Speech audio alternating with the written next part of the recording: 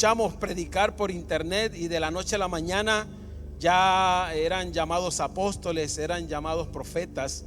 Y cuando usted los ve, cada uno tiene una manera muy diferente o particular en cuanto a llevar el mensaje. Unos son un poco tranquilos, calmados en el altar, otros son un poco más efusivos al momento de predicar. Y la verdad es que de cierta manera a cada uno de ellos Dios los usa. Hay algunos que les gusta a algunos predicadores, otros no. Igual la Biblia nos enseña a nosotros: escúchalo todo, míralo todo, pero quédate con lo que te edifica. Y cuando nosotros miramos esto, hay alguien que me llama mucho la atención, porque cuando usted ve los predicadores modernos de hoy, incluyéndonos a nosotros, hablamos mucho de palabras como que en el griego dice así, en el hebreo lo dice de esta manera. Y bueno, cada quien tiene su manera de hacerlo, pero hay un predicador que en su momento predicaba, valga la redundancia, y que dice la Biblia que multitudes se sentaban horas y horas para escuchar a este predicador. Y era alguien que cuando lo hacía con una sencillez tan extraordinaria que la gente quedaba tremendamente impactada con la palabra que este hombre predicaba. Y les estoy hablando, ¿sabe de quién le hablo? Les estoy hablando de Jesús. Jesús tenía una manera muy particular al momento de predicar, y cuando usted mira su ministerio, la mayoría de su ministerio, Jesús se apoyó en las parábolas. Parábolas eran sucesos que acontecían o cosas del diario vivir, pero que cuando Jesús tomaba como ejemplo aquellas cosas del diario vivir, las tomaba pero con un significado espiritual extraordinario, con un significado tan increíble que cambiaba la vida, la mente y el corazón de la persona. Y Jesús se tomaba de parábolas, y de hecho el evangelista Marcos en el capítulo 4 versículo 34 hace referencia y dice que si no era con parábolas, Jesús no predicaba. Y cuando nosotros venimos a Lucas, de hecho me quiero tomar de una de estas parábolas que Jesús predicó en su momento y que trajo una enseñanza espiritual extraordinaria al corazón de aquellos que en su momento le oían. Y sé que en esta noche esta palabra va a ser de mucha bendición para cada uno de nosotros. Dígame amén, por favor. Y en el evangelio de Lucas hay una parábola, y de todas las parábolas de Jesús, esta es la única parábola donde una persona recibe un nombre. Por ende, los grandes teólogos estudiosos de la Biblia dicen que este relato no era una parábola de Jesús, sino era algo que estaba sucediendo y que la gente lo veía todos los días. Por eso era muy familiar lo que Jesús hablaba, y por eso era muy entendible para el oyente en su momento. Y es esa que se encuentra en el evangelio de Lucas capítulo 16, versículo 19, y dice la escritura: y había un hombre rico que se vestía de púrpura y de lino fino, y hacía cada día banquetes con esplendidez. Había también un hombre mendigo llamado Lázaro. Y es este pequeño detalle que Jesús le da nombre. Del rico dice que era rico, pero del mendigo le da el nombre Lázaro. Entonces la gente al escuchar esto de Jesús, probablemente conocían a estos dos hombres. Conocían al rico, pero también conocían a Lázaro. Y se dice que de Lázaro, dice que estaba echado a la puerta de aquel lleno de llagas, y dice que ansiaba saciarse de las migajas que caían de la mesa del rico, y aún los perros venían y lamían sus llagas. Mire esa escena, mire ese cuadro tan paupérrimo, tan triste. Y el versículo 22 dice: y aconteció que murió el mendigo y fue llevado por los ángeles al seno de Abraham, y murió también el rico y fue sepultado. Esta es la historia de dos extraordinarios hombres. Uno es rico, donde Jesús se toma la tarea de hacernos saber y demostrarnos la opulencia y las riquezas en las que este hombre vivía. Y es cuando el texto habla y dice que este hombre vestía de púrpura y de lino fino. Esto era la vestimenta de los reyes, de la gente de dinero, de la gente de poder. Y cuando Jesús hace, o el escritor hace referencia a que vestía de esta manera, nos está vislumbrando la posición, la riqueza, la opulencia. Pero Lucas también nos establece y nos dice que este tipo de hombres, fariseos, eran amantes del dinero. Y escucha acá, porque la teología de estos hombres les llevaba a pensar que si una persona tenía riquezas, era porque esta persona era bendecida por Dios. Pero si una persona como Lázaro, que era pobre y mendigo, era porque este hombre era acarreador de su propio pecado. Y ese es el pensamiento que a veces tenemos nosotros como iglesia. Creemos de que porque tenemos carro, casa, empresas, entonces somos bendecidos por Dios. Y aquel que no tiene ni carro, ni casa, ni empresa, entonces es porque probablemente está acarreando juicio de Dios para su vida, y por eso Dios no lo bendice. Ese es el pensamiento de nosotros. Era el pensamiento de este hombre rico. Pero sabe, lo extraordinario es que este hombre pensaba que él estaba bendecido por Dios por todo aquello que él tenía, y que sencillamente Lázaro era merecedor de lo que estaba viviendo. Pero sabe, permítame abrir un paréntesis, y usted se tiene que ir con algo claro de esta tarde en este lugar. Si usted no se le queda todo el mensaje, pero que por favor se le quede esto. Y abriendo este paréntesis, permítame decirle qué es ser bendecido por Dios.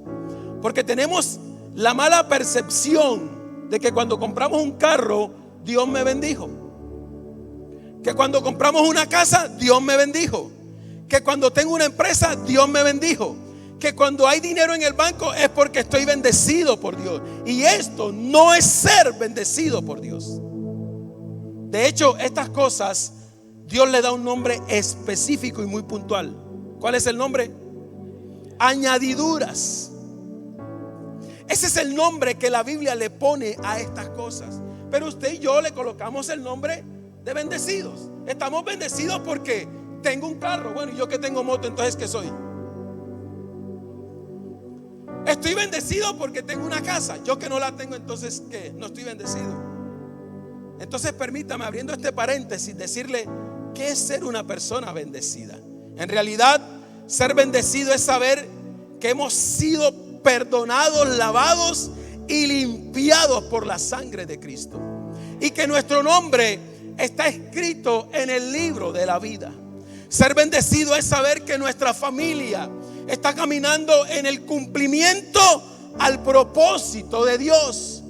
Eso es ser una persona bendecida. Cuando tú y yo sabemos de que a pesar de las luchas, las dificultades, las pruebas, estamos caminando en obediencia al cumplimiento de la palabra de Dios, como persona, como líder, como familia, como matrimonio. Estoy apuntando al cumplimiento por el cual Dios un día me llamó, me rescató de donde estaba perdido.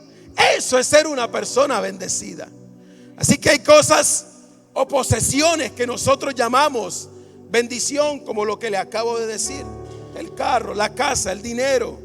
Y sabe, en ocasiones lo único que estas cosas hacen es acarrearnos tristeza y amargura. La bendición que Dios nos da, según la Biblia, es la que enriquece y no añade tristeza alguna. ¿Qué hace la bendición de Dios en mí? Diga conmigo: me enriquece y no me trae tristeza. Es la bendición que Dios nos da.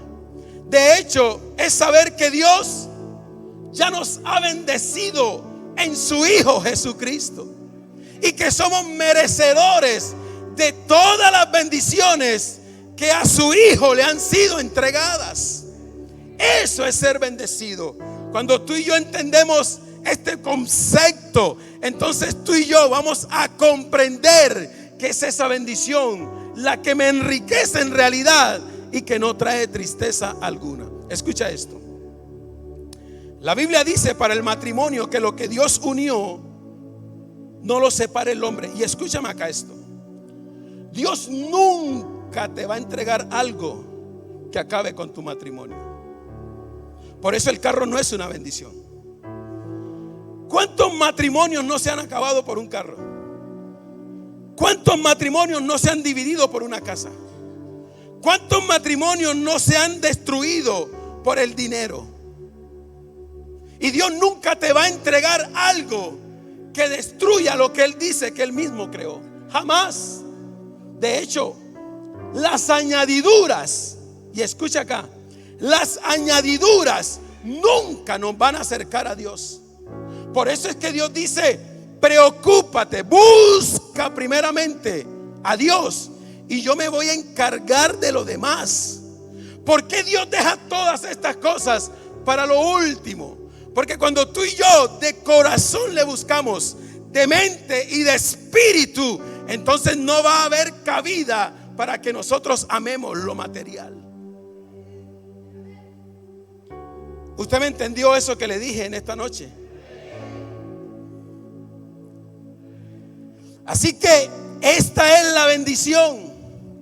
Siempre que Dios te bendice, será para acercarte más al cumplimiento de su propósito.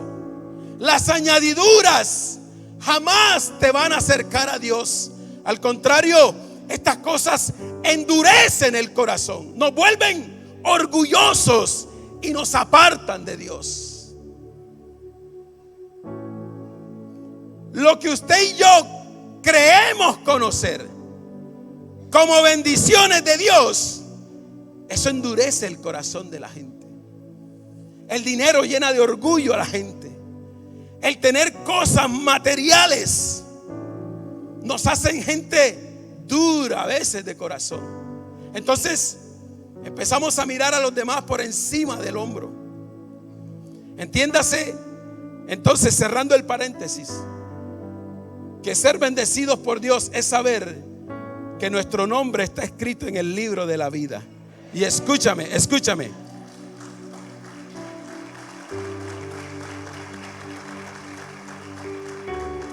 Y es saber de que un día vamos a estar con Él por toda la eternidad en los cielos.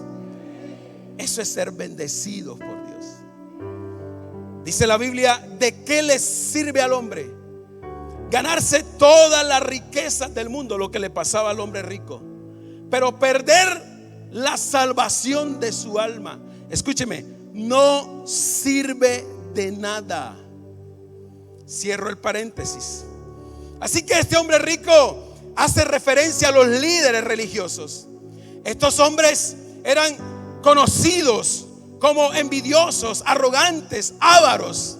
Y este le permitió al hombre rico pensar que en la posición en la que estaba y en la que se encontraba Lázaro, le permitía pensar que él estaba bendecido y que Dios se había apartado de Lázaro. Esta condición a este hombre rico le permitió vivir, pero también morir, sin nunca tener un encuentro real con el Señor. ¿De qué le sirvió entonces al hombre? Y por allá la escritura dice: necio, tanto que te afanas, y te vengo a decir, esta noche vienen por tu alma. ¿Qué has de hacer con lo que has luchado toda la vida por conseguir? Así que nosotros tenemos que entender que de nada nos sirve tener cosas materiales, pero nunca tener un encuentro con Dios. No permitirnos que nuestra familia tenga un encuentro con Dios. De nada sirve lo material. De nada sirven todas estas cosas. Y a veces el concepto de nosotros como padres es que trabajamos porque queremos que nuestros hijos tengan lo que nosotros nunca tuvimos. Y en el proceso no hemos tenido la precaución de darnos cuenta que el trabajo nos ha apartado y alejado del propósito y del llamado de Dios en nuestras vidas. Cuando nosotros hablamos del pueblo de Israel, vamos a encontrar que la Biblia en el libro de Deuteronomios, y escuche esto porque me parece extraordinario. En el capítulo 7, versículo 7 dice: el Señor se encariñó contigo y te eligió. ¿Qué hizo Dios con el pueblo de Israel? Lo acabo de decir. Se encariñó. ¿Qué hizo? Se encariñó. Estoy leyendo en la nueva versión internacional.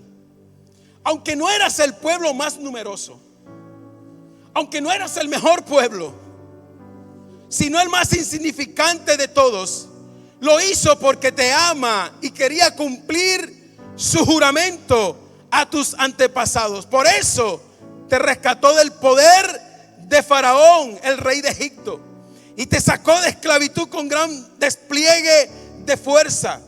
Reconoce entonces, por tanto, que el Señor tu Dios es el Dios verdadero, el Dios fiel, que cumple su pacto generación tras generación y muestra su fiel amor a quienes le aman y obedecen sus mandamientos. Escúcheme acá. Dios no tenía por qué tener un pueblo.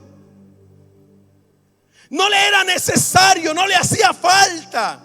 Pero ¿qué pasó con el pueblo de Israel? Diga conmigo, se encariñó. Vamos, dígalo, se encariñó. Y ese cariño le llevó a amarle a este pueblo incondicionalmente.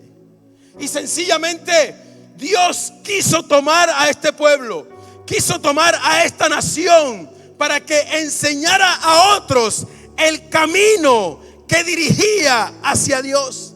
De hecho, el destino de esta gente, de este pueblo, de esta nación, era que iban a ser una nación de sacerdotes y profetas para Dios.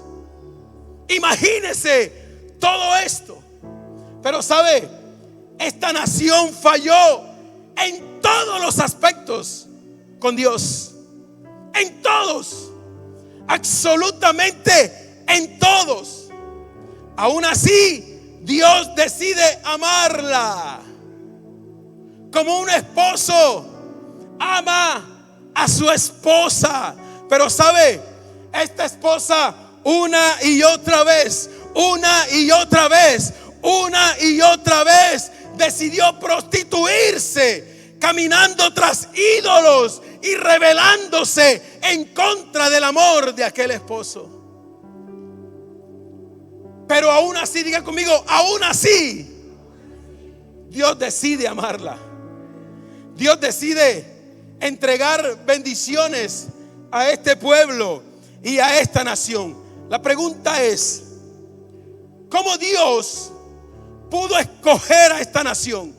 Pudo escoger a este pueblo, un pueblo que era malvado, un pueblo que era rebelde. ¿Por qué Dios les entrega tantas bendiciones? ¿Por qué Dios les ofrece un cuidado que sin duda ellos no merecían? Diga conmigo, porque Dios se encariñó. Vamos, dígalo, Dios se encariñó. Es extraordinario esto que le estoy diciendo. ¿Por qué Dios permite tomar este pueblo y amarlo tanto? Entregar tantas cosas, tantas promesas. La respuesta es que Dios ama y escoge a pecadores desde la eternidad, totalmente por gracia, sin la necesidad de que debamos cumplir ninguna condición para poder ser amados por Dios. Ay, ay, ay. Diga conmigo, es por gracia. Vamos, dígalo, es por gracia. Usted y yo estamos en esta noche, en este lugar, por su gracia. Somos lo que somos por su gracia. Tenemos la familia que tenemos por su gracia. El llamado, el ministerio, los dones, solo son por su gracia. Aleluya. Así que, por eso Éxodo capítulo 33 versículo 19 dice: tendré misericordia del que tendré misericordia. O sea, en pocas palabras, Dios hace con quien quiere, como quiere. Y escúcheme, su misericordia nos tiene en esta noche, en este lugar. Y después dice: y tendré compasión de quien tendré compasión. Y lo increíble de esto es que, al igual que este pueblo o esta nación de Israel, nosotros, porque ellos son el Israel escogido, y nosotros, la iglesia, nos convertimos en su Israel espiritual. Y al igual que esta nación, a nosotros, su Israel espiritual, hemos sido escogidos de la misma manera. Nosotros, siendo malos, rebeldes, pecadores, queriendo todo el tiempo, anhelando todo el tiempo las migajas del mundo, Dios nos ha escogido como iglesia. Así que desde la eternidad, y escúcheme esto, desde la eternidad hasta la eternidad, Dios decidió amarnos a nosotros. Aleluya. Aleluya.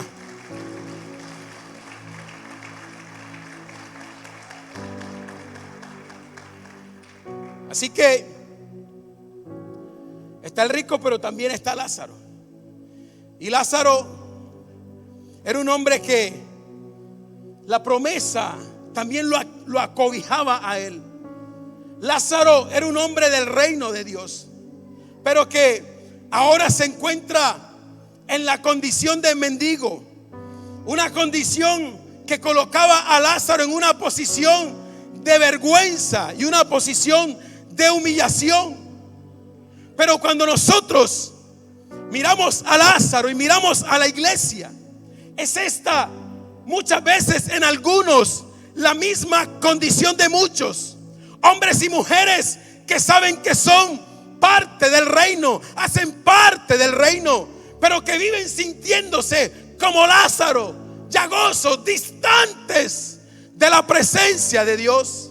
Pero en esta tarde yo quiero decirte, o en esta noche, que hemos sido invitados por Dios no a comer migajas, sino a ser parte de los que nos sentamos a la mesa con nuestro Padre.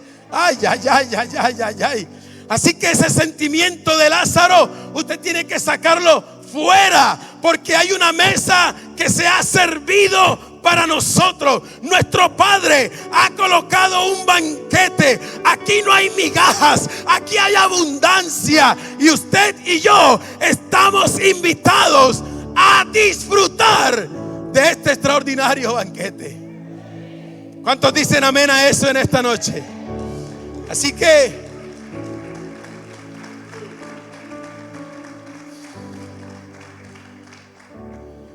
estamos llamados a ser parte de la mesa. Y no importa nuestra culpa, no importa nuestro pecado, no importa nuestro pasado. Al igual que Mefiboset, no importa cuántas lisiaduras hayamos traído del mundo, hoy hemos sido invitados y hay un mantel de gracia que cubre todos nuestros pecados, y al este mantel cubrir nuestro pecado nos hace dignos para sentarnos a la mesa con el Padre. Ay, ay, ay. Diga conmigo: es por su gracia. Vamos, dígalo: es por su gracia. Así que en esta tarde noche, permítame tomar dos pequeñas aplicaciones de este pasaje que le he leído y transmitírselas en esta noche. El primero es: como iglesia necesitamos dejar de anhelar las migajas de los impíos. ¿Qué acabo de decir? Diga conmigo: dejar de anhelar. Vamos, dígalo: dejar de anhelar las migajas de los impíos. Dice la palabra en Proverbios 23:6: no desees la mesa del impío, ni desees sus manjares, que son como un pelo en la garganta. Comen y beben y te dirán, pero no te lo van a decir de corazón. Esto está queriendo decir que si nosotros como creyentes andamos anhelando las migajas de los impíos, es de deducir entonces que estamos reflejando una profunda necesidad de vida espiritual. Cuando usted anda anhelando lo del mundo, es porque hay un problema en usted. Usted tendría que revisarse. ¿Sabe? La Biblia relata y dice que Jesús duró 40 días y 40 noches en el desierto ayunando. Y estando en este ayuno, Satanás viene a su encuentro y empieza a ofrecerle un montón de cosas. Y cuando ustedes y yo, y escuche esto, porque todo lo que el enemigo le ofreció a Jesús, le pregunto, ¿era malo o era bueno? Yo le pregunto, ¿era malo o era bueno? Era absolutamente bueno. Pero cuando nosotros miramos la vida de Jesús y lo que Él representa, todo lo que el enemigo le estaba ofreciendo eran migajas. Porque yo no te puedo ofrecer a ti algo que ya es tuyo. Al enemigo se le olvidó que estaba tratando con el creador, el dueño de todas las cosas. Por ende, le estaba ofreciendo algo que no era de él y que le pertenecía a Jesús.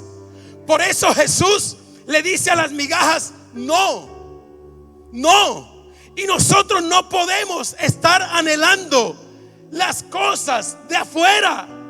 No, porque escúcheme, acá hay un banquete de Dios para nosotros.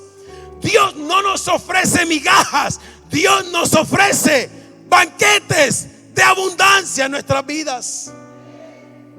Así que este deseo de anhelar lo de afuera ha hecho que dejemos de lado nuestras promesas, nuestro llamado, nuestro servicio, porque nos ocupamos en lo de afuera y se nos olvida de que Dios nos ha llamado con propósito eterno. Pero el anhelar, el estar anhelando las cosas de afuera nos hace que nuestra visión se distorsione y perdemos el rumbo, perdemos las promesas, se nos olvida el llamado, se nos olvida el servicio hacia Dios.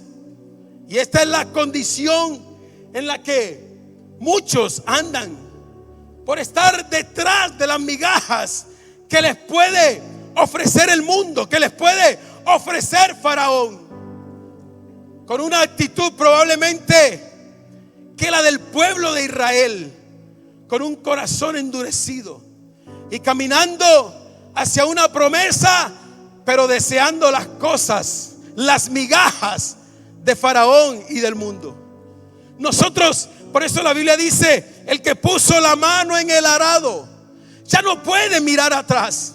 Así que tú y yo tenemos que estar enfocados en lo que Dios nos va a entregar, en las promesas que aun cuando no hayan tenido cumplimiento, no quiere decir que Dios se haya olvidado. Sencillamente es que hay un tiempo específico de Dios para el cumplimiento de tu promesa, de tu promesa, de tu promesa y de tu promesa.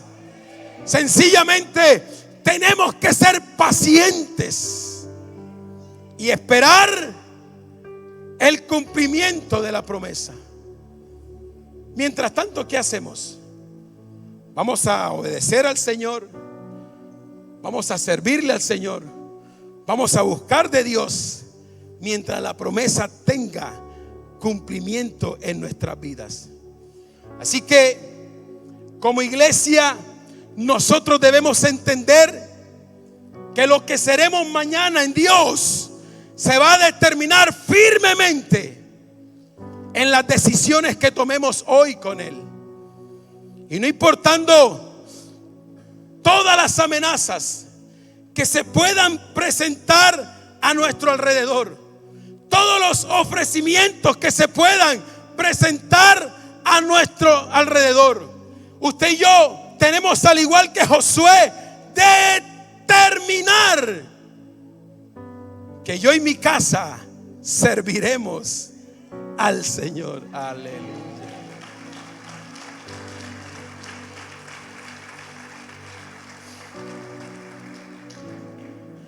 Así que, por muy seductor que se vea lo que el enemigo nos ofrece, debe haber una radical determinación en nuestras vidas de decirle no a todo aquello que el enemigo ofrezca a nuestras vidas.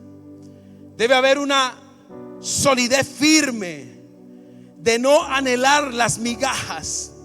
La pregunta que yo le hago a usted en esta noche es: dígame si no es provocativo lo que el mundo nos ofrece, si no atrae, si no es seductor lo que el mundo nos ofrece. Pues déjeme decirle, así es. Pero usted y yo tenemos que estar firmes en querer agradar a Dios y no al mundo. Pero escúcheme, hoy en día, cuán fácil es que nos apartemos del camino. Es muy fácil, muy sencillo. ¿Dónde es que nosotros vamos a lograr esta solidez en nuestra vida? Cuando usted y yo procuramos leer la palabra, cuando procuramos estar conectados con Dios en oración, cuando procuramos buscar la intimidad con Dios en nuestras vidas. Es ahí donde vamos a fortalecer nuestro hombre espiritual para decirle a todas aquellas propuestas no. No, mire, es increíble lo que le voy a decir, pero hoy en día hay gente que estuvo en su momento con nosotros en este lugar, pero que hoy en día no están, porque no hubo una firme determinación en sus vidas, porque sencillamente se dejaron envolver por los ofrecimientos que el enemigo les hacía. Y sabe, ellos sintieron que esto era más seductor que lo que Dios estaba entregando. El problema de muchos es que, como no hemos visto el cumplimiento de la promesa, creemos que Dios se ha olvidado. Y como creemos que Dios se ha olvidado, entonces lo voy a hacer ahora por mi cuenta. Y recuerde que la Biblia dice que la bendición que Dios da es la que enriquece y no añade tristeza alguna. Amén. Así que más se vale para nosotros que esperemos el tiempo del cumplimiento de la promesa de Dios. Y escúchame, vale la pena esperar en Dios. Te lo voy a volver a decir, vale la pena esperar en Dios. ¿Sabe qué es lo que Dios está haciendo en este tiempo? Sencillamente, escúchame, sencillamente está preparando el corazón nuestro. Está preparando nuestra mente para que tengamos la capacidad de poder administrar la bendición que Dios nos va a entregar. Si Dios primero no nos prepara y nos entrega eso que Dios nos va a entregar, nos va a hacer sacarnos del propósito. Por eso tú y yo tenemos que ser pacientes al momento de tener que esperar en Dios. Pacientes, porque cuando la bendición llegue a nuestra vida es porque Dios ha determinado que usted y yo estamos preparados para que se nos sea entregado lo que Él dijo que se nos iba a entregar. Amén, iglesia. Así que vamos a proponernos. Pero ¿cuántas veces no hemos propuesto cosas en nuestra vida? Este año 2022 sí estudio. Este año 2022 sí me comprometo con Dios. Este año sí le voy a servir al Señor. Y cuando usted mira todas esas promesas que hemos hecho, probablemente no han tenido su cumplimiento. ¿Por qué?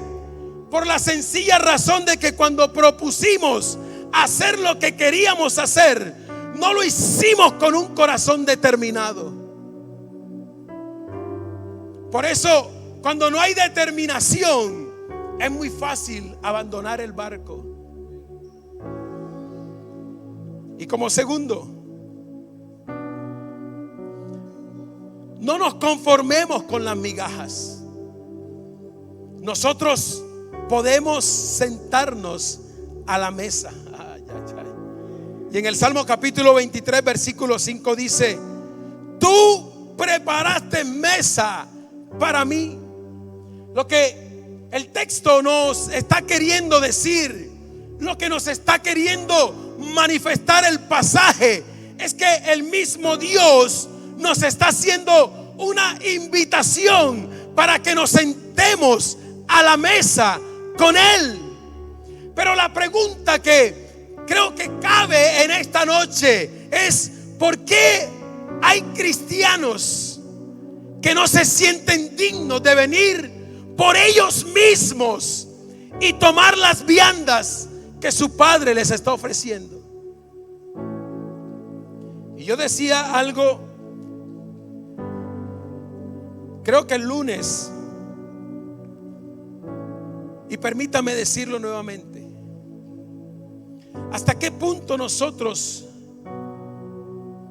nos sentimos indignos de venir delante de Dios y orar por una petición, cuando lo que hacemos es: pastor, ore por nosotros; líder, ore por nosotros; hermano, ore por nosotros? ¿Sabe? Esto muchas veces lo que demuestra de un creyente es inseguridad delante de Dios. Porque a veces tenemos la percepción de que Dios escucha a los pastores y a los líderes.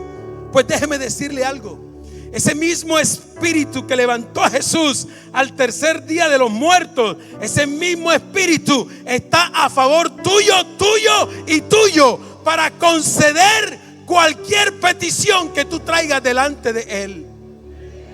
Pero ¿hasta qué punto nos hemos sentido parte de aquellos que no pertenecemos a la mesa?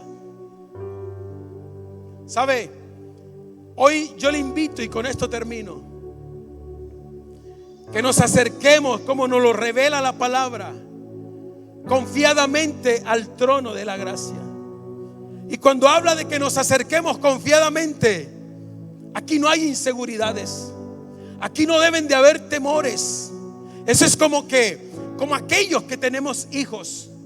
Nuestros hijos, para entrar a nuestra habitación, no tienen que tocar la puerta, entran, porque entienden la posición de hijos. Pero muchas veces nosotros no entendemos la posición de hijo delante de nuestro Padre Celestial, y nos da temor, y por eso muchas veces nos volvemos inseguros al momento de tener que pedir a nuestro Padre. Y cuando usted le va a pedir a su Padre, la Biblia dice: acércate confiadamente al trono de la gracia. En pocas palabras, Dios nos está esperando para que no nos alimentemos, ni mucho menos anhelemos las migajas que en algún momento Lázaro estaba anhelando. Hoy termino diciéndote: hay un banquete de parte de Dios para nuestras vidas. Escúchame, no te desesperes en el proceso, sigue esperando. El Dios que prometió no se ha olvidado, al contrario, la Biblia dice: Él es fiel para cumplir su promesa. Así que no te desesperes en el proceso. Escúchame, no abortes el proceso, no te bajes de tu barca, no importando cuán oscura sea la noche, cuán amenazador sea el presente. Déjame decirte: mientras Jesús esté en nuestra barca, vamos a llegar a puerto. Ay, ay, ay, ay, ay, ay, ay.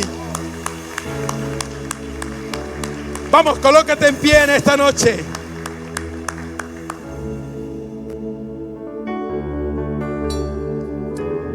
Cierra tus ojos, Padre, yo te doy gracias en esta hora, Jesús. Yo te doy gracias porque tú eres bueno, eres fiel, porque eres poderoso. Gracias, Señor, porque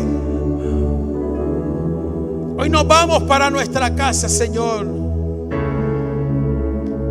con un pensamiento no de migajas, no de sobras, sino con un pensamiento de abundancia, de un banquete preparado, Dios.